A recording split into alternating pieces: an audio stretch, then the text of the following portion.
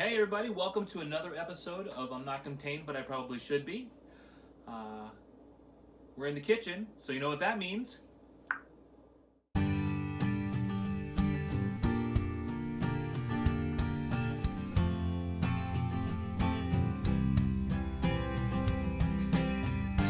makes the sauce? Who makes the meal? Who makes your good time completely ideal? With a dash of salt and a pinch of love, you get the best food right out from your oven. So quit all your bitching and get in the kitchen. It's time, it's time, it's time, oh, it's time, it's time. Chef Teddy and Paul. Chef Teddy and Paul. Chef Teddy and Paul. Chef Teddy and Chef Teddy and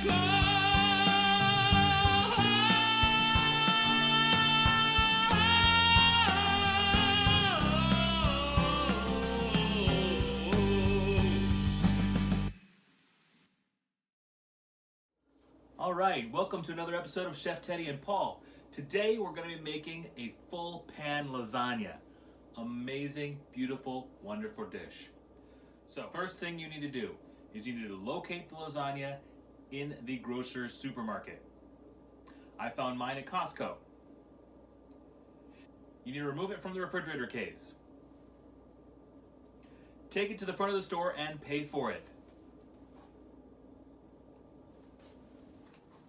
Once you've got it home, that's when the real cooking can begin. Get yourself a knife.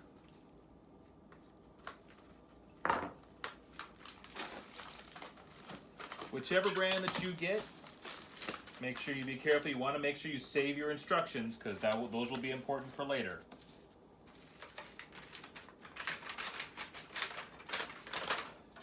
This one, you're supposed to cook it from frozen. Preheat your oven to 375 degrees. While that's preheating, you can prep up your lasagna. Now, I always like to put a little bit extra cheese on mine. Publix was having a sale 2 for 1 on their Publix brand cheeses. So I got some mozzarella and I got some 6 cheese Italian blend, which includes mozzarella. As I open up one of them and put it into a bigger Ziploc bag, then I open up the other one, put that also into a bigger Ziploc bag.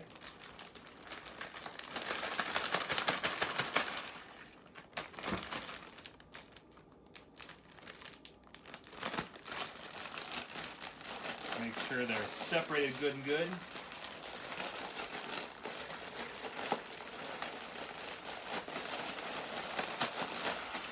And then give it a nice toss around. See, this way, the mozzarella is dominant, but you also get that nice flavor of some of the other cheeses without overpowering, because I think some of those other cheeses can be a little bit overpowering. And you put that on the top here. That's beautiful. I've been getting lessons from Gordon Ramsay. If you ever notice when you watch him cooking, everything is beautiful, delicious, amazing, gorgeous. Watch it, you'll see. When he's talking about his own dishes, they're gorgeous, beautiful, amazing, wonderful. The man has no shame. Definitely a lot of pride, though. All right, we've covered the top quite well. This one, the recipe calls for turning the lid into a tent and putting it back on top. So you want to have the heat held in, but you don't want it to be so close that it's going to get stuck to the lid, because that would be no bueno. We seal it back on with our little dome or our little point in the middle. And now all we have to do is wait for the oven to finish. Sorry, Teddy was getting upstaged by the cheese. Okay, we are now preheated. So, we have our oven sheet. We're gonna take a baking sheet, and put our lasagna with the tented lid on it. And then pop it into the oven on the middle oven rack. Set the timer for 1 hour and 50 minutes and start. Now the full cooking time is about 2 hours and 5 minutes, but what we want to do is we want to take the lid off in the last 15 minutes so we get our cheese nice and brown, which is going to be pretty. So there you have it. We've reached the end of our 1 hour and 50 minutes. So it's time to take it out and take off that tent. Make sure you turn it back on because you want to have that heat up there once you get this all uncovered. All right, a little bit stuck to the lid, but that's okay. We had extra cheese on there anyway. See, the little cheese stalactites. Or stalagmites. I can never remember which one is which. I know one goes to the bottom, one goes to the top. I think stalactites come down, stalagmites go up. Anyway, putting this back in now. And now we're going to leave it in there for 15 minutes. And then it's time to chow down. Chow down, chow down, chow down, chow down, chow down. Okay, should be ready now. Let's give you a little look. See, I like it a little brown around the edges, so this is perfect for me. I have to let it sit for 5 to 10 minutes so that all the heat can normalize. Then it'll be time to eat. Yum, yum, yum. Okay, we're all ready to eat. Got the plated plates here. Got me a spatula. I'm gonna cut right into this. Oh, yum. A little bit for me. A little bit for Teddy. All right. What? You want more cooking from your cooking show? All right. Fine.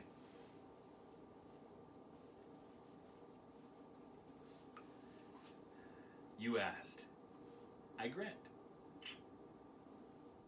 You asked for a better recipe. You asked for something a little bit more cooking from your cooking show. So, I bring you sushi my way. 2 cups of miniature marshmallows. 1.5 tablespoons of butter. Set your front burner at medium heat and melt. While that's going on, we can butter our pan. We have a cookie pan. Easy sheet pan. Let's get a nice coating. This is just so you can get an easy release. Hold that butter aside, you're gonna need it later. All right, we're starting to get some melt. Just keep stirring it. You don't want any of this to sit on the ground on the bottom of the pan too long, otherwise it will scorch, and that will not be yummy. We're definitely looking for yummy here. Yummy in my tummy! Okay, empty into a bowl.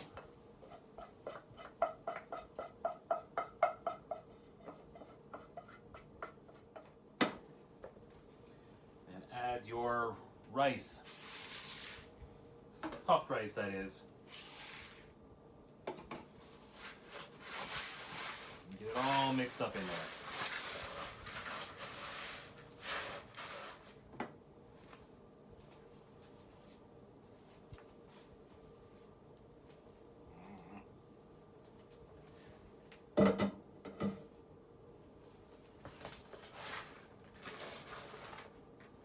You have to go fast because it cools very quickly.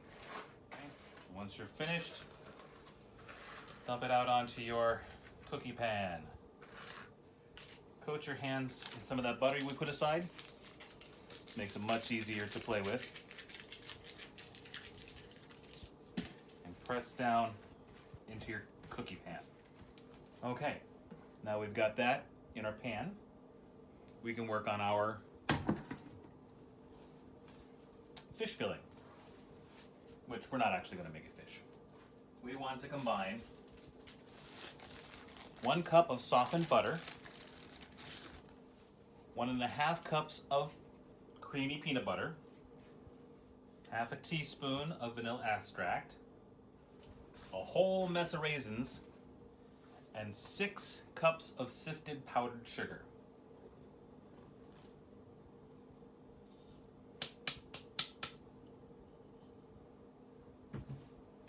Mix well. Easiest to be done with your hands, unfortunately.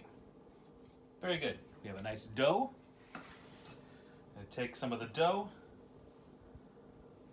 We're going to spread it over our base of rice. Okay, and once you have it spread to the edges, it should look something like that. Getting a good view of that, see what it sees? Okay, yeah. And then take it, give it a roll. If you have a sushi mat, this is even easier. But once it gets going, it's not that hard. And it should look like that.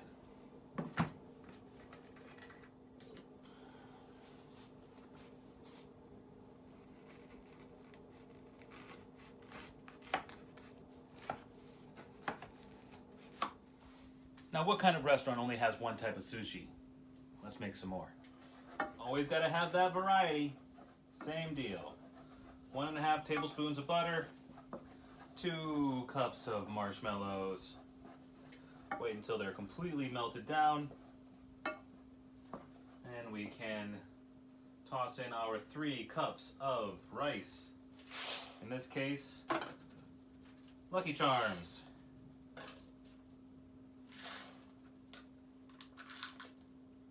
Without the marshmallows. I spent a lot of time as a kid learning how to pick out the marshmallows without getting the cereal. Of course, my mother learned that I was doing this, and she made a rule that I had to finish the cereal before I could get any other cereal. So if I ate all the marshmallows, then I'd have to eat the nasty oat cereal without marshmallows, and that didn't go down well, so I had to stop picking out the marshmallows, or at least be very, very judicious about it so that I make sure that I had marshmallows left over for the rest of the cereal. Still, I got pretty good at it. So I've separated out all the marshmallows. Marshmallows over here. By the by, does anybody remember what the marshmallows are supposed to be? Because they're not what they used to be anymore. I remember them being hearts, stars, clovers, diamonds, and blue moons. I remember that being like the phrase that was gone. And I remember purple horseshoes being added. I remember red balloons being added. But now, the only thing that's still there, that's the same, is the heart. You got purple horseshoes still, yeah, but that's not from our original. You got the red balloons, which are really more pink balloons now. You got shooting stars, which are yellow and orange, and you got the shamrock hat, which isn't the same as just the clover. It's a shamrock, obviously. It's a hat with a shamrock in it. And you have rainbows, which I seem to remember those coming out. But you also have unicorns. Okay, they're pretty crappy unicorns, but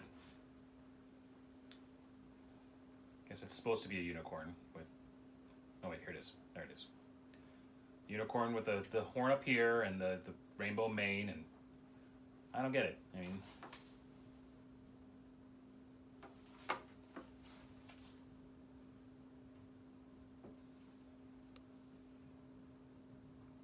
Yeah. The things that are used, right? Try and sell a product. Turns out, and looking that up, because I was really couldn't remember what they were, turns out that the original ones, they didn't even have those colors. Blue moons? No, they weren't blue moons. They were yellow moons. Pink hearts, orange stars, yellow moons, green clovers. And that's it. They didn't add the blue diamond until later. And that was what was blue, was the blue diamond. So at some point, the diamond was discontinued, the moon was turned to blue, and they started adding all these other things. Turns out there have been tons and tons and tons of things. You know, if you don't watch out for these cereals, they throw a whole bunch of stuff at you that gets introduced and discontinued and introduced and discontinued. I guess there was pots of gold at one point, and there was the balloon had a star inside of it at one point. A couple of different types of rainbows, a couple of different types of stars. I don't know. All about finding your lucky charm. All right. So, there we have our Lucky Charm base. And now, I'm going to use the marshmallows to create our filling. Just a single layer, don't go crazy.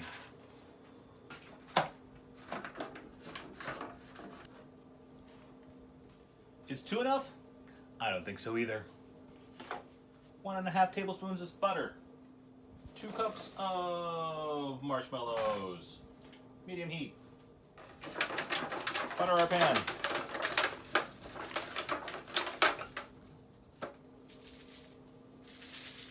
Gonna use some Honey Smacks. Sometimes the blander the cereal, the better the flavor, because you already have a lot of sugar coming from the marshmallows. But that's not always the case. Like, I tried this with Kix. Nope. I tried it with Trix. Nope. Rice Krispies works very well. And this is the first time I'm trying these. So I have an interesting plan for what to do with them. And we'll see if it works out. I have high hopes. I remember when these used to be called Sugar Smacks, back when parents didn't care if they fed their children sugar for breakfast. And then they became Honey Smacks, and now just Smacks. Same thing happened with Sugar Pops. Well, it didn't become Honey Pops, it just became Pops.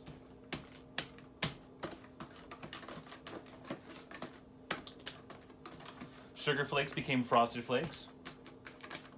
So interesting to watch time as it goes. All right, I have Twinkie.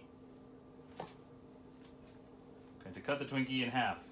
I'm going to line the inside of the pan with Twinkie halves. Okay? And then give it a nice roll up. This one may be pretty thick. Probably could have done with one less Twinkie. All right, one more. 1.5 tablespoons of butter. 2 cups of marshmallows. Fruity Pebbles.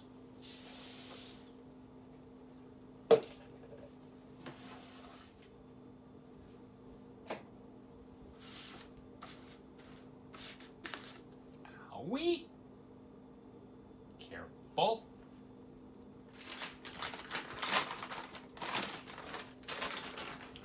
Orange slices. 2 rows of orange slices. Alternating them like this and like this. So that their rounded edges butt up against each other. So it makes a nice, even line across.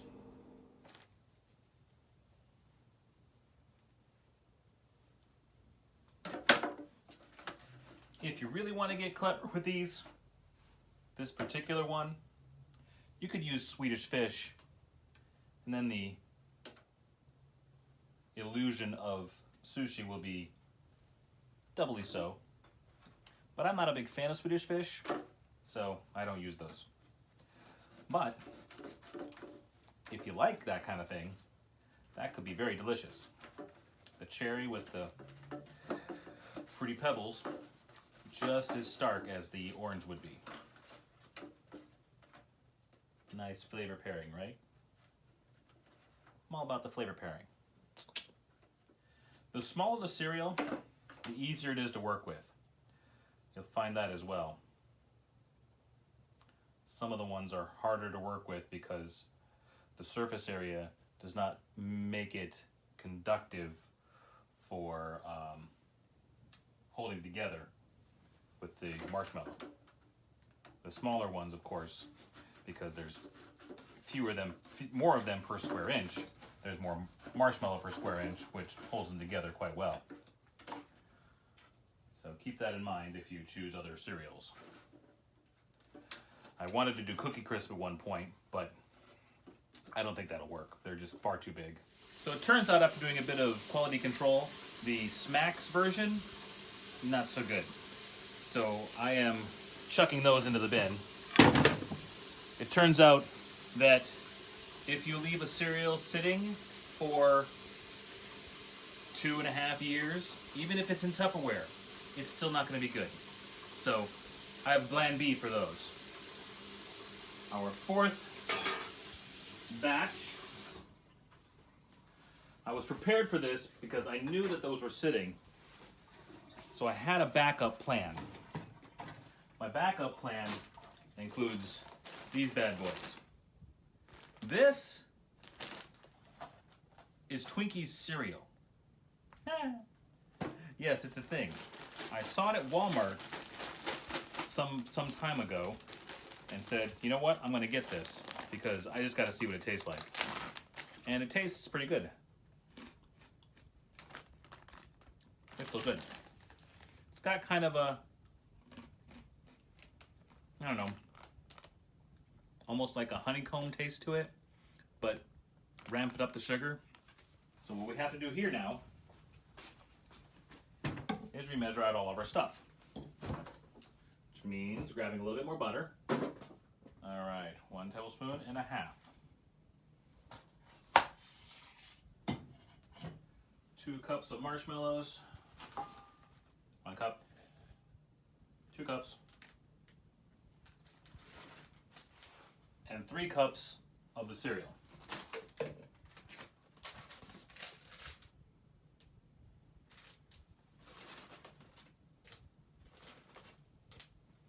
Okay. Our butter. Boom. Medium heat. Our marshmallows. Boom. Ooh, careful. Separate out our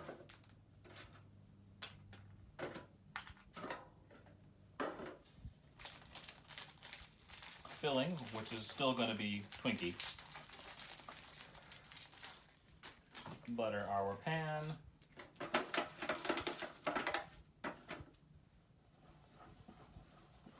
Okay. Add our cereal. Boom. Mix well.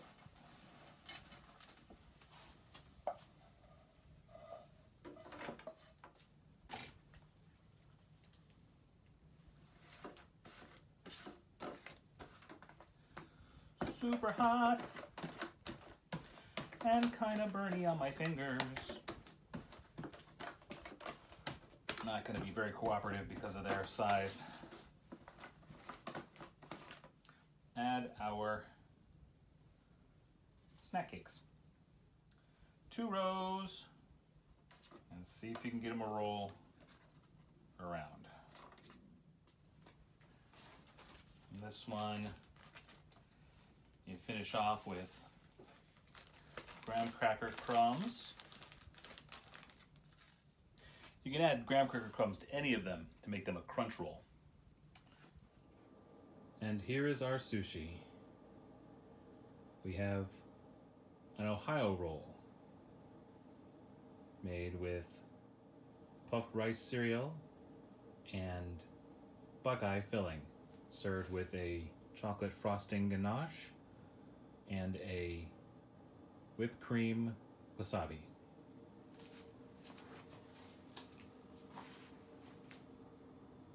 You have the crunchy twinkle roll, made with Twinkies cereal and Twinkies filling, served with a caramel sauce, drizzled with graham cracker crumbs. Here we have the Lucky Roll. Lucky Charms cereal filled with Lucky Charms marshmallows, served with a chocolate fudge sauce.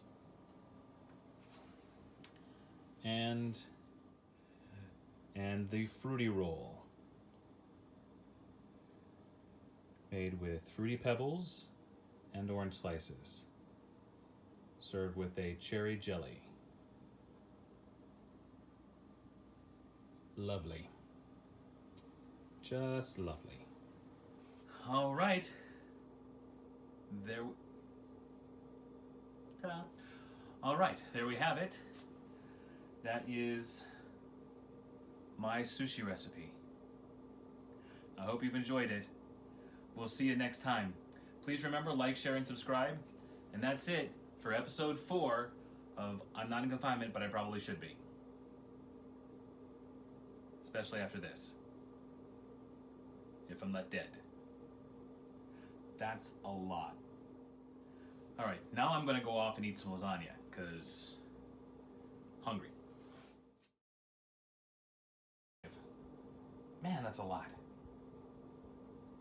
When I get going, don't I? I just kind of go crazy, don't I? Jeez. Why did I make 4 rolls?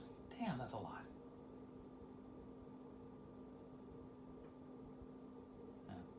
Maybe we can find somebody who'll eat it with us.